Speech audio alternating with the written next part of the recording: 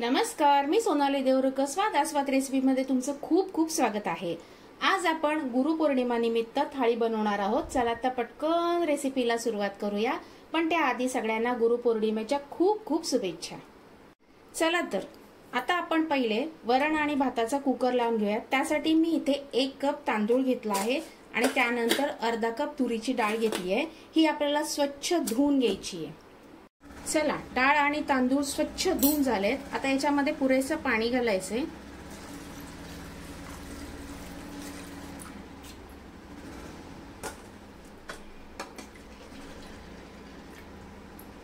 आपण डाळ शिजवतानाच याच्यामध्ये टोमॅटो, एक छोट्या आकाराचा टोमॅटो आहे हा, त्यानंतर हिंग,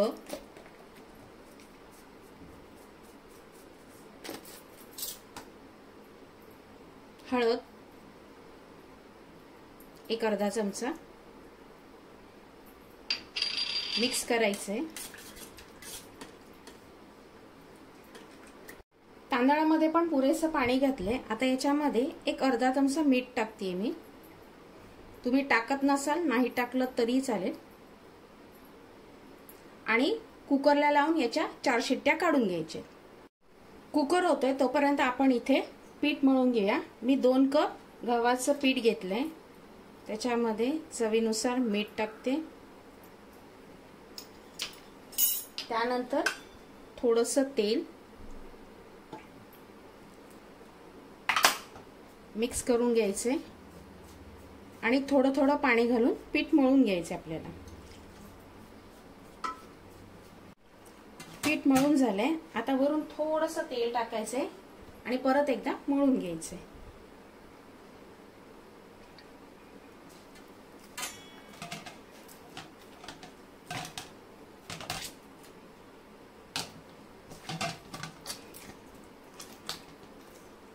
चला, पीठ तर मळून झालंय.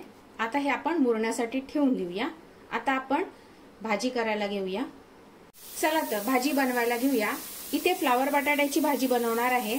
पण मी ही भाजी कुकर मध्ये बनवणार आहे, कारण का गॅस पण वाचतो आणि भाजी पटकन शिजली जाते. तर मी कुकर मध्ये 2 चमचे तेल गरम करत ठेवले. त्याच्यामध्ये एक अर्धा चमचा मोहरी टाकायची आहे.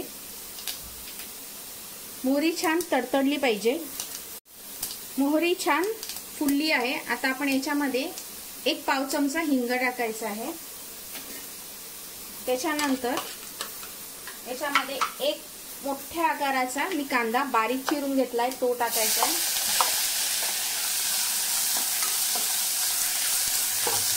मिक्स करायचं आणि कांदा मऊ होईपर्यंत आपण वाट बघायची. चला तर कांदा आपण बघूया. छान मऊ पण झालाय. आता आपण याच्यामध्ये एक मीडियम साईजचा टोमॅटो टाकायचा आहे, बारीक कट केलेला. मिक्स करायचे आणि कांदा आणि टोमॅटो लवकर मऊ होण्यासाठी मी याच्यामध्ये थोडंसं मीठ घालते, एक अर्धा चमचा. मिक्स करायचे आणि कांदा आणि टोमॅटो मऊ होईपर्यंत वाट बघायची. चला तर कांदा आणि टोमॅटो मऊ झाले का बघून घेऊया. कांदा आणि टोमॅटो मऊ झाले. आता आपण याच्यामध्ये काही सुके मसाले टाकून घेऊया. याच्यामध्ये मी 2 चमचे मिक्स मसाला टाकते आहे. त्यानंतर पाव चमचा हळद मिक्स करायचंय.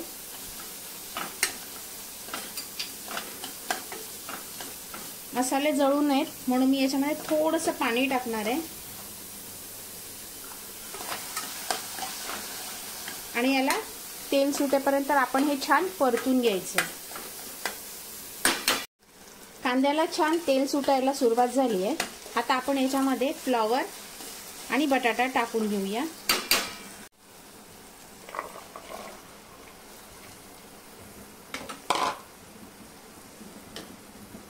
मी इथे मीडियम साईजचा बटाटा कट करून घेतलाय, तो टाकते.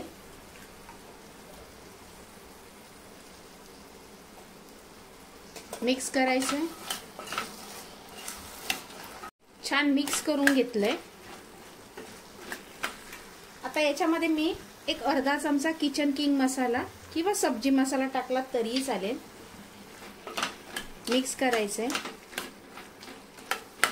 मी मीठ सुद्धा आत्ताच टाकून घेते. आधी पण थोडंसं मीठ टाकलं होतं, त्या अंदाजाने आपल्याला मीठ टाकायचं आहे. मिक्स करायचे आणि 1 ग्लास मी याच्यामध्ये पाणी टाकणार आहे.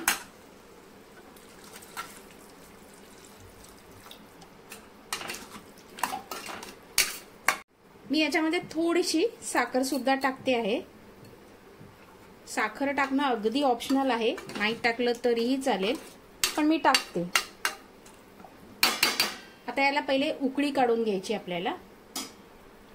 भाजीला छान उकळी आली आहे.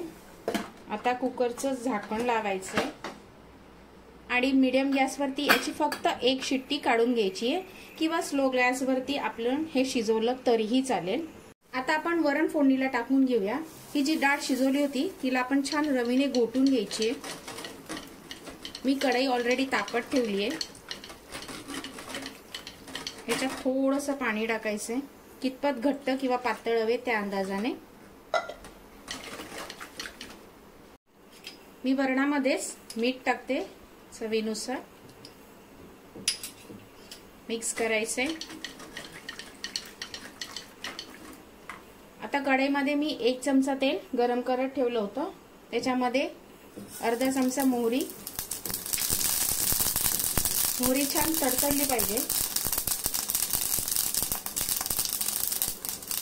त्याच्यानंतर याच्यामध्ये 1-4 हिरव्या मिरच्या त्या टाकते. मिरच्या छान परतल्या गेल्या. आता याच्यामध्ये आपल्याला जिरं टाकायचंय, 1 अर्धा चमचा. मिक्स करायचंय. जिरं छान फुललं पाहिजे.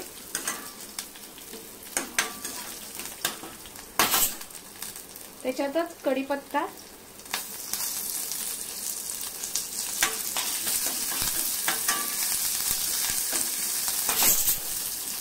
त्यानंतर पाव चमचा हिंग,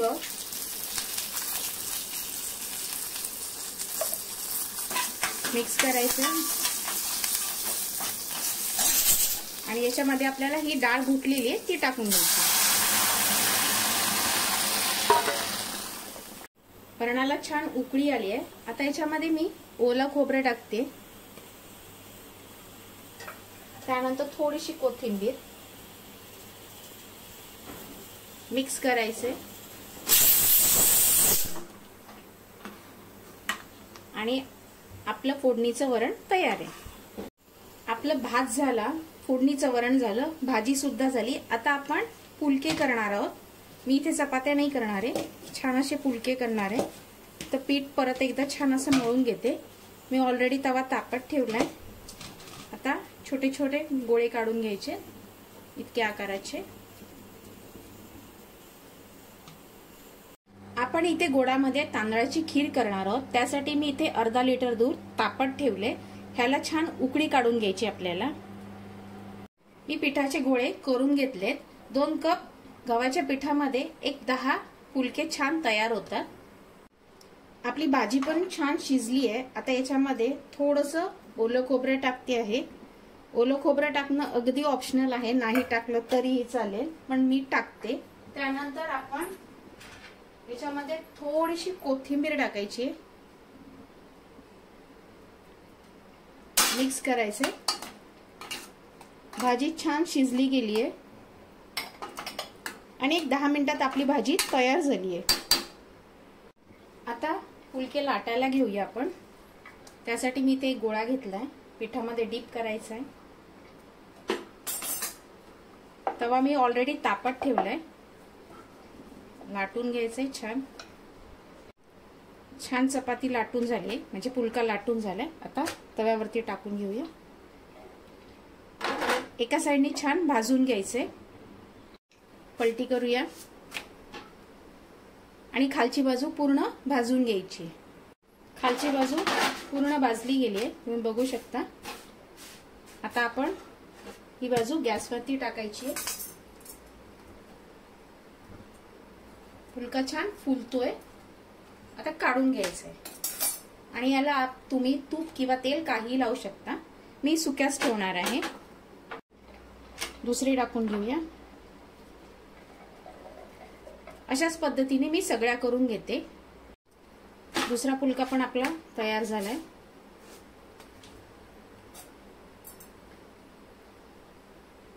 छान असं फुलला जातो। अशाच पद्धतीने मी सगळे फुलके करून घेते। फुलके झालेत, आता आपण खीर बनवायला घेऊया।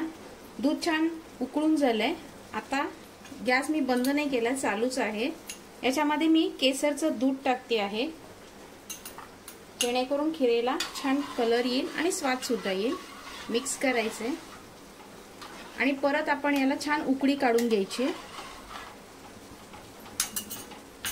तांदळाची खीर बनवण्यासाठी मी इथे ह्या चमच्याचा उपयोग केला। तर मी हे 3 चमचे तांदूळ अर्धा तास भिजत टाकले होते। आता हे आपण मिक्सर मध्ये बारीक वाटून घेऊया। मी हे मिक्सरच्या भांड्यात काढून घेते, पाण्यासकटच, जास्त पाणी नाहीये, आणि हे वाटून घेते। सरसरीत वाटलं तरीही चालेल। हे अशा पद्धतीने मी बारीक वाटून घेतले। आता हे वाटलेले तांदूळ आपण याच्यामध्ये टाकायचे आणि लगेचच फिरवत राहायचे, मिक्स करायचे, नाहीतर याच्या गुठळ्या होतील। एक 5 मिनिटं आपण हे छान फिरून फिरून घ्यायचे। एक 7 मिनिटं झाली आहेत। खीर आपली छान शिजली आहे, जरा दाटसरपणा सुद्धा आलाय। आता याच्यामध्ये थोडेसे ड्रायफ्रुट्स टाकून घेऊया। ड्रायफ्रुट्स टाकणं अगदी ऑप्शनल आहे, नाही टाकलं तरी चालेल, अशी खीर सुद्धा छान लागते। थोडं मिक्स करायचे।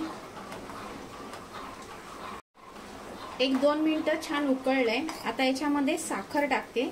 मी 1 कप साखर याच्यामध्ये टाकते। गोड तुम्ही तुमच्या आवडीनुसार कमी जास्त करू शकता। मला थोडंसं गोड जरा जास्त आवडतं, म्हणून मी जरा थोडी साखर जास्त टाकते। मिक्स करायचे।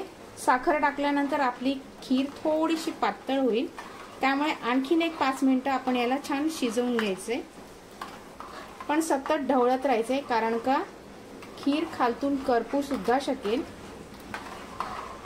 एक 5 मिनिटं साखर टाकल्यानंतर आपण छान उकळून घेतलंय। तुम्ही बघू शकता आपली खीर छान घट्ट व्हायला लागली। याच्यापेक्षा जास्त खीर आपल्याला घट्ट नकोय। आता आपण याच्यामध्ये 1 पाव चमचा वेलची पूड टाकायची, मिक्स करायचे आणि 1 मिनिटभर आपण हे छान उकळून घ्यायचंय। वेलची पूड टाकल्यानंतर जास्त उकळायचं नाही आणि गॅस लगेच बंद करायचा आहे। 1 मिनिटांनी आपली खीर तयार आहे। खीर तयार झाली आहे। आता आपण भजी करायला घेऊया। मी इथे शिराळ्याची भजी घेतली। एक छोटंसं शिराळं साल काढून गोल असं कट करून घेतलंय। त्यानंतर पाऊण कप बेसन घेतलंय। याच्यामध्ये थोडंसं लाल तिखट टाकायचं आहे, आवडत असल्यास टाका, नाही टाकलं तरी चालेल। मी अर्धा चमचा लाल तिखट टाकते। त्यानंतर चवीनुसार मीठ, मिक्स करायचं। मिक्स करून घेतलंय। याच्यामध्ये आता थोडीशी कोथिंबीर टाकायची आहे, पाणी टाकून मिक्स करून घ्यायचे। जास्त पातळ भिजवायचं नाहीये, जसं आपण बटाट्याच्या भजीला भिजवतो त्याच पद्धतीने हे भिजून घ्यायचे। सॉरी, गुठळ्या अजिबात राहिल्या नाही पाहिजे त्याच्यामध्ये। तुम्ही बघू शकता आपलं पीठ पण छान भिजून झालंय, जास्त पातळ पण नाही आणि घट्ट पण नाही, अशा पद्धतीने आपल्याला हे भिजवायचंय। मी तेल ऑलरेडी तापत ठेवलंय। आता एक एक डिप करून आपण हे तेलामध्ये टाकायचे। तेल पण छान तापलंय। आता आपण हे टाकून घेऊया। नेहमीच बटाट्याची भजी खाऊन कंटाळा येतो, तर यावेळेस वेगळ्या पद्धतीची भजी आपण करूया। शिराळ्याची भजी पण खूप छान लागते, तुम्ही एकदा घरी नक्की ट्राय करा ही।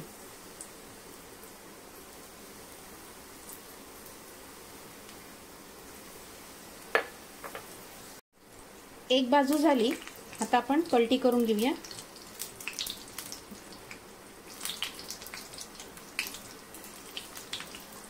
दुसरी बाजू पण झाली आहे, आता काढून घेऊया।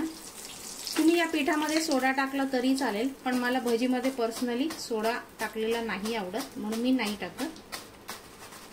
आता अशाच पद्धतीने मी सगळी भजी काढून घेते। मस्त अशी गुरुपौर्णिमा निमित्त आपली थाळी बनवून तयार आहे। फोडणीचं वरण, फ्लावर बटाट्याची भाजी, तांदळाची खीर, काकडी, पापड, शिराळ्याची भजी, फुलके, वरण आणि भात। मस्त असा गुरुपौर्णिमेचा बेत तयार आहे। तुम्ही या गुरुपौर्णिमेला नक्की ट्राय करा आणि कशी झाली मला कमेंट बॉक्समध्ये नक्की सांगा। पुन्हा भेटूया अशा छानशा रेसिपी बरोबर, तोपर्यंत धन्यवाद।